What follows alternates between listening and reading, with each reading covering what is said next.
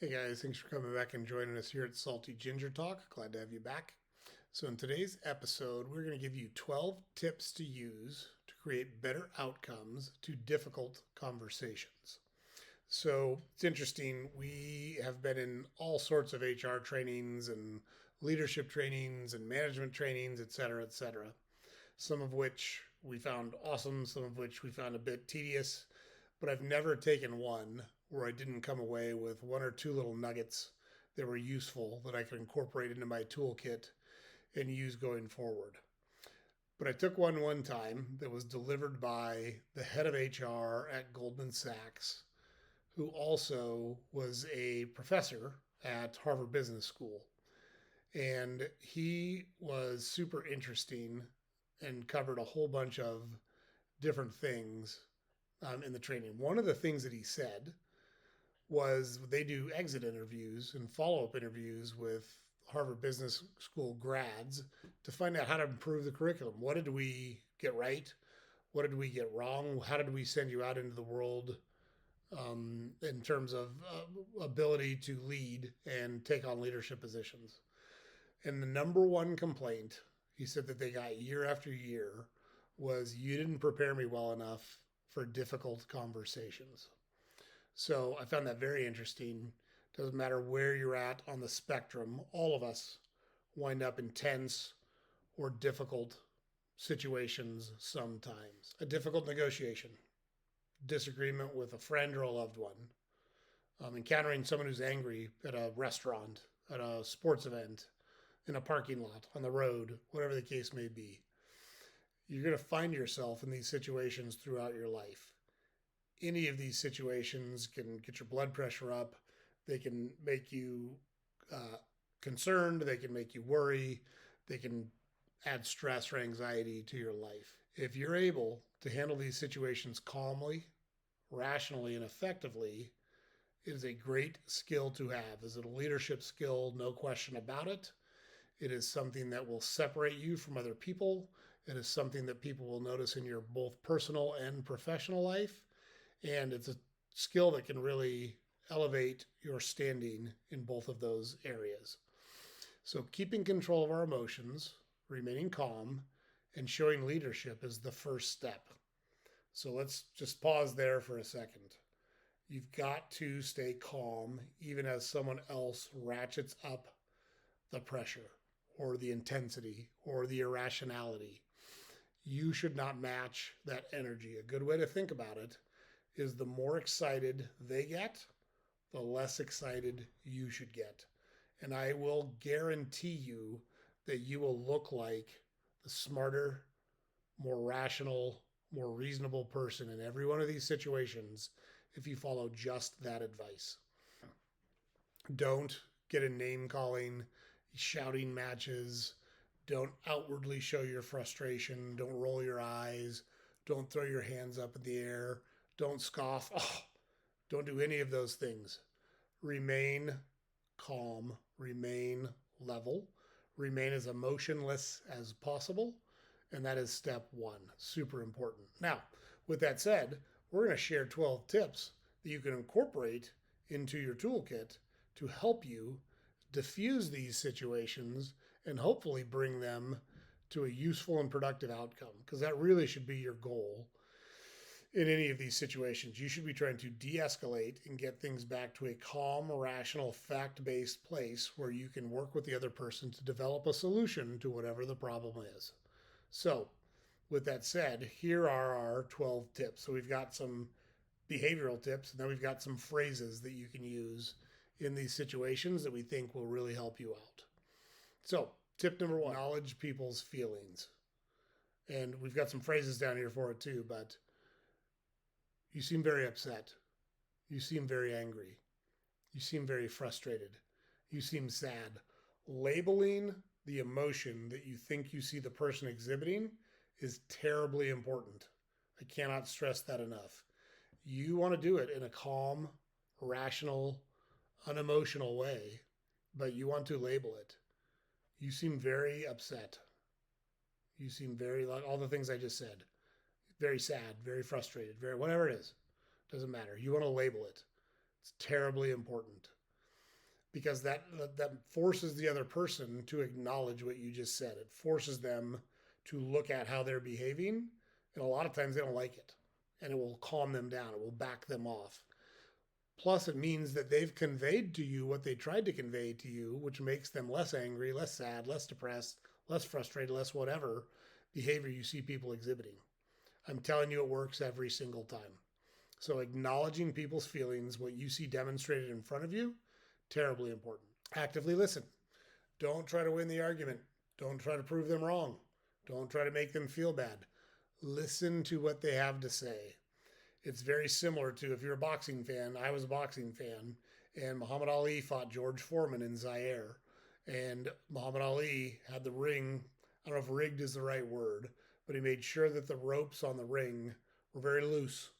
And so for the first 6, 7 rounds of the match, Ali backed up, like leaned way back on the ropes, and let Foreman punch him as hard as he could. Because Foreman couldn't get close enough to him. Foreman was a puncher. He had devastating knockout punches. But he couldn't get enough torque and or power on his punches to hurt Ali. And so Foreman kind of punched himself out, and Ali knocked him out. I think it was the 8th round, because Foreman had punched himself out trying to knock out Ali. It's almost the same tactic that you're using here with people. Actively listen to what they have to say. Let them rant, let them roll. Just listen to what they're saying. When they get it all out, you can acknowledge what they said. You don't have to agree with it. You don't have to validate it. You don't have to tell them that they're right. You can say, I hear you. I heard what you just said. Number 3 is maintain a calm tone. We've talked about that over and over again. And this is probably where people struggle the most. You don't want to match high energy, high intensity, high emotion with the same thing. You want to diffuse it with the opposite. It's kind of like if you're trying to get a solution to neutral, you need to add equal parts acid and base, right? Because it's going to get it back to a neutral pH. You are the base to someone else's acid. That's a good way to think about it. The more vitriolic they get, the less engaged and emotional you get. And by maintaining a calm tone, that goes a long way towards accomplishing that goal. Offer solutions.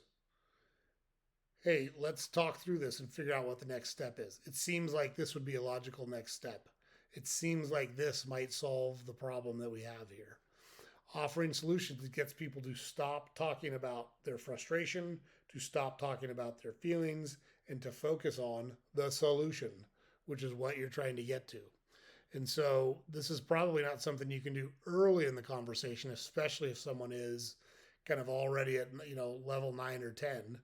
And you've got to get them back down to level 3 or 4 where they're going to be more reasonable. But once you get them there, offering solutions is a great way to get them to refocus, to take their focus off of their feelings, their anger, their disappointment, whatever it is, and focus on the solutions. And that's the ultimate goal anyways.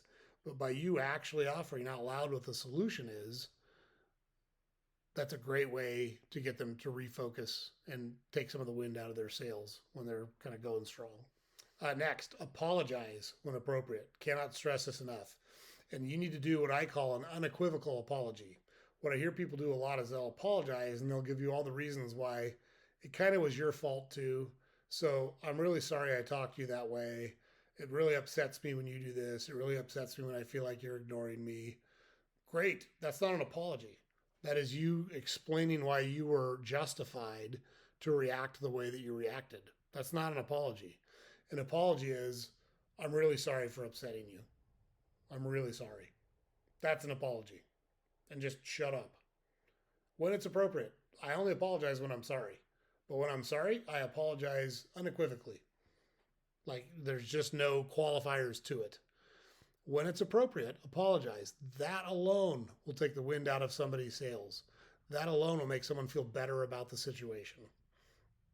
So can't stress that one enough. Apologize when appropriate. It's funny, my wife raised our kids, and when every once in a while, she would kind of lose it, and it would be wrong.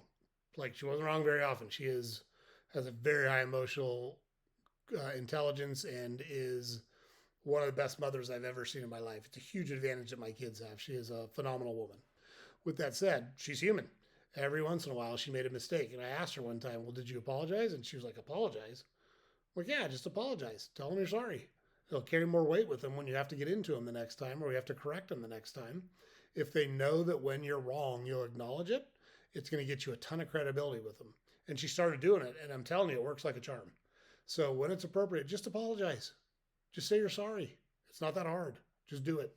And the last tip before we get into the phrases is avoid judgment. Well, that's stupid. Well, I don't know why you're acting this way. That's not very smart. Those are judgments. That's going to send someone even further in the wrong direction. Avoid judgment, including good. Don't acknowledge that they're right about throwing a tantrum. Don't acknowledge that they're right for flying off the handle. That's not a good way to go either. Avoid judgment, good or bad. Stay neutral. Stay calm. Stay central. Stay rational. And avoid judgment. Don't judge them. If you're trying to get to a solution, if you're trying to get to a good outcome, judgment is not the way to do it, good or bad. Because if you say good stuff, it's going to validate their feelings. They may keep going. They may say, well, this worked. Why don't I do this the next time? Why don't I handle this the same way the next time? So you don't actually want to acknowledge or make a good judgment either. You want to stay neutral and focus on solutions. That's the way to get to a good spot. So, with all that said, let's just go through some phrases, and some version of these phrases will work for you to accomplish the things we just covered, the tips we just gave you. So, tip number one sounds like you are frustrated, angry, upset, whatever the case may be, right? Label it.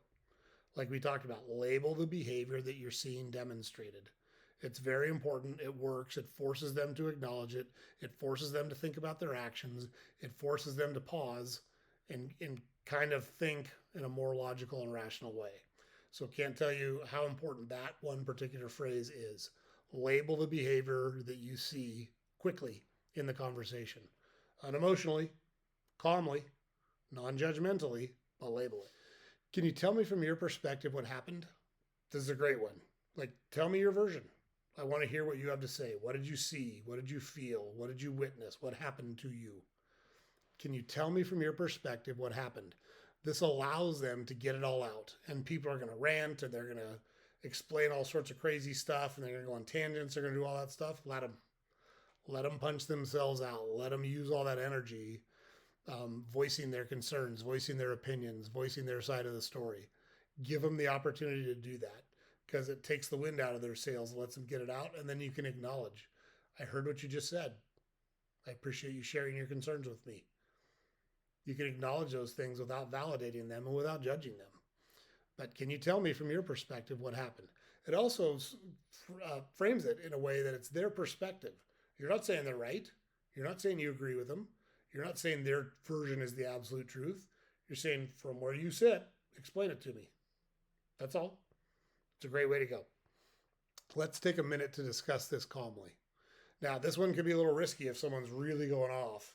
You want to do this after you've labeled the behavior that you see and after you've given them a chance to express what it was they wanted to express. Let's just take a minute to discuss this calmly. A lot of times that will get someone to go, wait, you're right. Let's just talk through this because you're listening. You actually seem to want to help. You might be able to get a solution to my problem. I'm willing to engage in that conversation with you. So let's take a minute to discuss this calmly, unemotional, even-keeled, level-headed. Deliver that line. It's a great line. It's a great phrase. It will work. I want to understand where you are coming from. It acknowledges that you see they have a problem. It acknowledges that you want to help solve the problem. It acknowledges that you want to be on their side. And it's not agreeing with them. It's not validating their behavior. It's not validating anything. All it's doing is saying, I want to understand what you're upset about. Help me understand. Maybe I can help with a solution. Maybe I can help broker a conversation. Maybe I can help you come up with solutions. Whatever the case may be, it really creates a bond between you and the other person. It will help de-escalate them. It'll help calm them down. It'll help get them to a more rational spot where you can talk through whatever the situation is in a productive way. What would be a helpful next step here? Put it back on them. What is it that you're looking for? What do you want? What does resolution look like to you? What does victory look like to you? What does a win look like to you? What would be a helpful next step here? How do we get to a solution? How do we solve the problem? It gets them off of ranting and complaining and obsessing, and it focuses them on how do we get to a solution and move forward. But you're asking them to come up with a solution because they probably have something in their mind. Do they want an apology? Do they want another conversation with a different person? Do they want some type of compensation? Do they want acknowledgement of their feeling? What do they want? What's a helpful next step here? But put that back in their court. Put that back in their pocket and make them give you what they think a solution is. Super helpful. I'm telling you it works. And then the last one, I already said it here, but I appreciate you sharing your concerns with me. I appreciate you allowing me to try to help. I appreciate you trusting me. I appreciate you sharing your concerns with me. Great phrase. Great phrase. It will work. It acknowledges someone's feelings or emotions without validating or agreeing with them. It's a great way to go. I appreciate you sharing your concerns with me. So those are our tips today, guys. We are involved in tons of difficult conversations. We are involved in tons of contentious conversations, whether it be personal life, professional life, in sports. I umpired a lot of stuff. Coaches get real excited. It's great to have these tools in your toolkit to de-escalate those situations. And I can't stress enough, the most important thing is to stay calm and to match increasing energy with decreasing energy, to match increasing vitriol with decreasing vitriol or concern. Staying neutral, staying calm, being the voice of reason will go a long way towards helping you de-escalate these conversations and really help you get to successful outcomes and handling situations that a lot of other people struggle with. So hope you found that useful, guys. A lot of this we researched, but a lot of this we've used for decades in our personal and professional lives. And I can tell you from experience, these tips will work. They will work. They will help you in difficult conversations get to productive outcomes and constructive outcomes and better outcomes if you're able to employ these things when things are tough. So don't forget to go to our website, saltygingertalk.com. We've got all our podcast episodes on there. We've got a weekday newsletter that we publish that you can subscribe to. And then we've got links to all of our social media content on there.